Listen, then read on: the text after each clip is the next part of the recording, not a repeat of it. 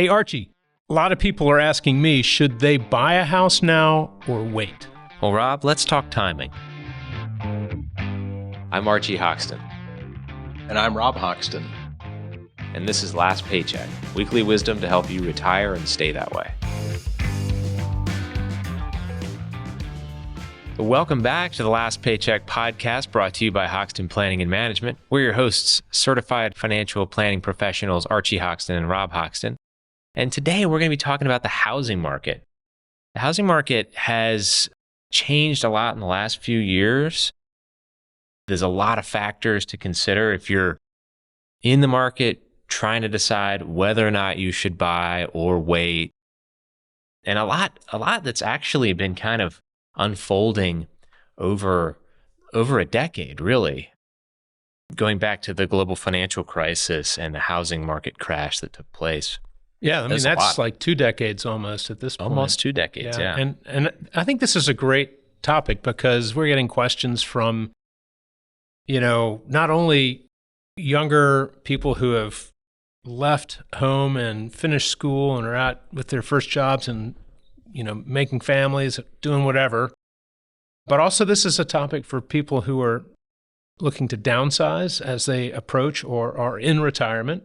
Yeah. And are trying to figure out, should I sell while it's good, rent for a while, and buy something later, when things improve? And those are tough questions to answer. So hopefully today we'll give the viewer and listener some things to think about and to sort of put it in perspective a little bit. Yeah. And maybe we'll start by kind of looking back at what's happened over time and how we ended up here in a housing market that is just a lot more difficult to navigate because it goes back pretty far. Because, the house, and I'll start with this, the house, homeownership is like one of the cornerstones of the American dream. And it's something that's one of the great things that we grew up when we imagined, what it's like to make it. In America, it's like, all right, you own a house, you've got white a good picket job, fence, 2.5 kids. Yeah. And you can save for retirement. It probably was always more complicated than that, but right now this has been pretty loud in sort of the national conversation, particularly with those groups we talked about, people that are in the market. Oh yeah, in an election year, you've got promises being made where, maybe there'll be some help with down payments for certain people. It is an issue. And if we start by talking about where we are right now, we are living in a time where interest rates are higher than they have been for a long time.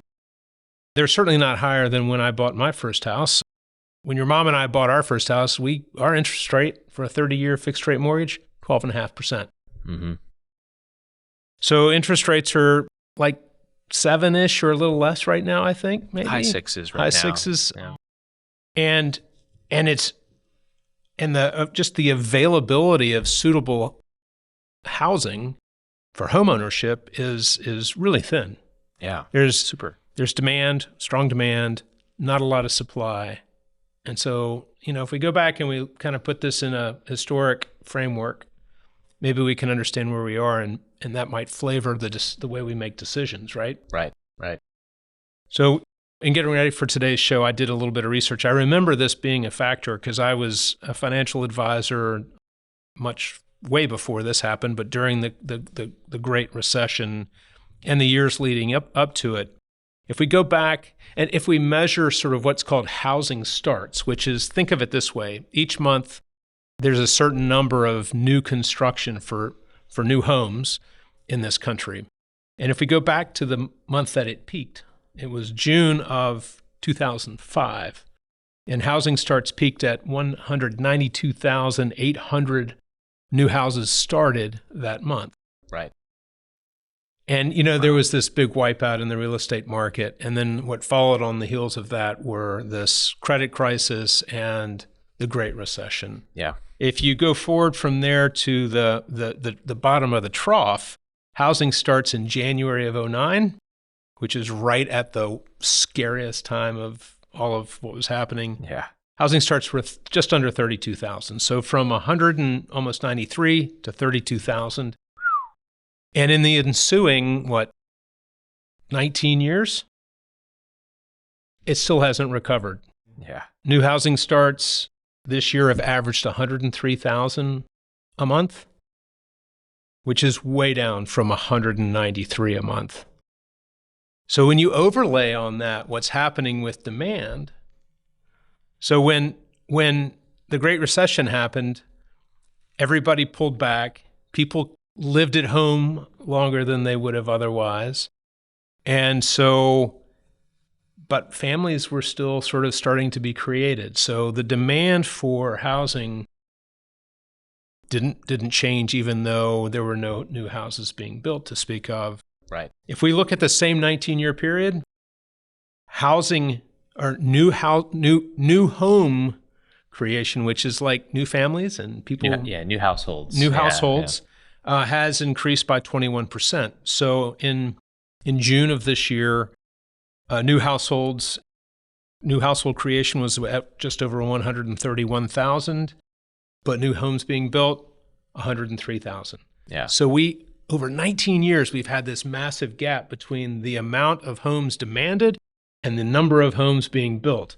Yeah. That's one of the reasons we find ourselves in the position we are today. Yeah, I think that tells a really important story, which when you look at what's being talked about with everything in the housing market, that's not really, I haven't heard that really covered, but it's a really important story about, okay, fewer and fewer houses are being built, but roughly the same number of new potential homeowners are still entering the market. And a growing number. Yeah. And then that also doesn't account for houses that are condemned, places where people can no longer live or that are torn down, or a change in the type of housing being built. Single family, multifamily, townhouse, there's a major change in the dynamic that's happened in this period that has totally changed that environment. So if you're thinking that the supply-demand dynamic is going to change in your favor if you wait, I mean, you can sort of look at the numbers yourself. The numbers and the trends don't say that to me. Our population continues to grow. It's accelerating. The number of houses that we're building is not. Right. I mean, even if you look in places that are growing, because I think one of the really important things about the housing market is to look at your own community, because the housing market tends to be regional. And so what's going on and what's true in, Dallas, Texas isn't necessarily going to be what's going on, what's true in your hometown. Like in our hometown, when I was in the housing market last year looking for a house, at one point there were only 30 homes available in the entire county, which is a crazy, crazy small number, even though there are a lot of people moving to this area. Now building has picked up, but that was unique to our area. So I think that's another important thing as you're thinking through, do I wait? Do I buy now? Look at your own community and see what's unique about it and what unique challenges or opportunities there are. Because like you said, I mean, you may, if you decide to try to time it, you may wait longer than you expect, or you may just wait, and every year that you wait, you pay more and more and more, and you regret not buying the year before and the year before and the year before. So now it is true that if we were to have a really, really significant economic shock, like a deep recession, something that would sort of rhyme with Great Recession, you would see not a change, you wouldn't see an improvement in the supply, but you would most certainly see what's called demand destruction, which is when people who thought they wanted houses don't really want houses right now. And so now there are fewer shoppers, and it temporarily changes that dynamic. It's possible that could happen, but there's nothing on the horizon at this point that would suggest that that's going to happen. So you may wait a long time. And housing prices continue to rise. And then when they drop, they don't drop back to the current levels. It's just really difficult to predict. Yeah, because there's so many things. I mean, you'd also be trying to predict interest rates, which are really hard to predict. And that's another thing. I think a lot of people are sort of hinging their decision on to buy or not to buy on what happens with interest rates. But the thing about interest rates is that if they come down, you can always refinance. Yeah. What could happen, what you could see happening is interest rates come down. You say, okay, it's time to go buy. But now a bunch of new buyers are also re-entering the market. They're looking to, okay, Yeah. I'm not going to renew my lease, and I'm going to. So that's a great point. I hadn't thought about that, Archie. But yeah, I mean, right now the market seems hot. It has cooled off. Yeah. So finding the house and buying the house, there may not be as many bidders on that house. So you may be able to get the house that you want and not have a whole lot of competition for it. But if interest rates drop, as they're likely to at some point, Katie bar the door. Everybody's going to want that house. And so maybe you buy the house now when it's not so competitive, get whatever rate you can, and then refinance. You're not actually going back into the market to buy a house again when everybody else is looking for the house. You're just refinancing. Right. Yeah, Right. Great idea. Yeah, and this is another trade-off, because that could be wrong. I mean, we're predicting things that there could be 1,000 other factors at play that can't be foreseen. And again, it also depends on your local community. But yeah, I mean, the way I like to think of it personally is, and this is how I came to the decision when I knew, okay, the market has just exploded, interest rates are high. I was like, if housing prices usually over a long enough period of time, they go up. So I don't really want to be in the camp of people who want them to go down. I want to be in the camp of people who want them to go up, because those people are usually right. Right. I want to get in there as quickly as possible. And we had a baby on the way, and I was like, this is where for me, the most important part of the decision was the lifestyle aspect of it. I needed a house, and I was, well, I want a place that is, I can raise a family, and that's more important to me than just strictly making the perfect timed financial decision. So in other words, I mean, this is an intermediate to long-term decision. When you bought that house, you're like, I'm going to be fine if I have to live here for 7 or 8 years. Yeah. Right? So if the market drops, chances are it recovers in 7 to 8 years. Right. If you are thinking that you're going to live in a location for a few years, take the pressure off of yourself. Just take it off of yourself and rent. Yeah. Seriously, because the shorter time frame, it's like investing in stocks when you know you're going to need the money next year. Terrible idea. Yeah, it's just you're taking more risk, right? Because there's the risk that you will have timed it badly and you need to sell, really need to sell for whatever reason. And now you have to take a loss. Whereas a longer time frame, you can ride that out. I don't care if my house, if I buy it and tomorrow, the day after closing, it's worth half of the value. When I know I'm going to be here 10 years, I don't care, right? I know that I don't need to liquidate my house. It's the place where I live. The house is still the house. It does what it needs to do for me and my family. Puts a roof over our heads. So there's sort of a practical and personal lifestyle element to this decision as well that I think holds a ton of weight and is worth considering. Yeah, it is a very complicated decision. A big part of it is lifestyle.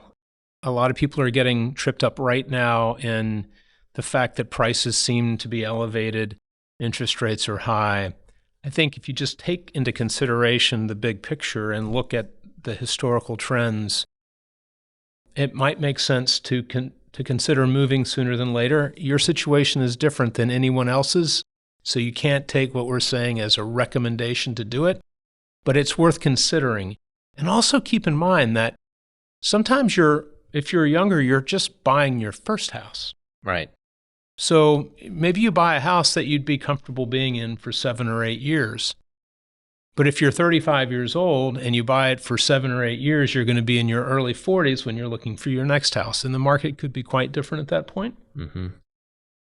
And, just food for thought. Don't feel like this is a permanent decision, but consider it a long-term decision. Yeah, absolutely. And of course, that would apply differently to someone who's looking at downsizing as part of their retirement plan. I mean, that may very well end up being a permanent decision. So, take that with a grain of salt and make sure that you consider all of the alternatives in the context of your retirement plan, right? If you make the decision to do it now, what's going to be your net, proceeds that you can then invest and use for income, and how does delaying change, right? How does refinancing, when interest rates come down, how does that affect your plan? So I think it's a different set of considerations for different scenarios, particularly with downsizing. I mean, that's not strictly a housing decision. That's a retirement planning decision. So keep it in that context. Yep. It's sort of a two-sided decision there. But yeah, so I mean, this is like you said, Rob, this is a complicated decision. So we hope that this can serve as kind of some food for thought for you as you're considering, if you are. And yeah, we hope you enjoy it. So if you liked it, remember to leave us a comment, like, subscribe, turn on the notifications so you get notified whenever we release a new episode, which is once a week. Share it with your family and friends. And then we've got our number here. Feel free to shoot us a text or call us or set an appointment, and we can talk to you directly. Anyway, we look forward to seeing you next time. You've been watching Last Paycheck, weekly wisdom to help you retire and stay that way. If you like this show, be sure to hit like and subscribe. Last Paycheck is available anywhere you get your podcasts.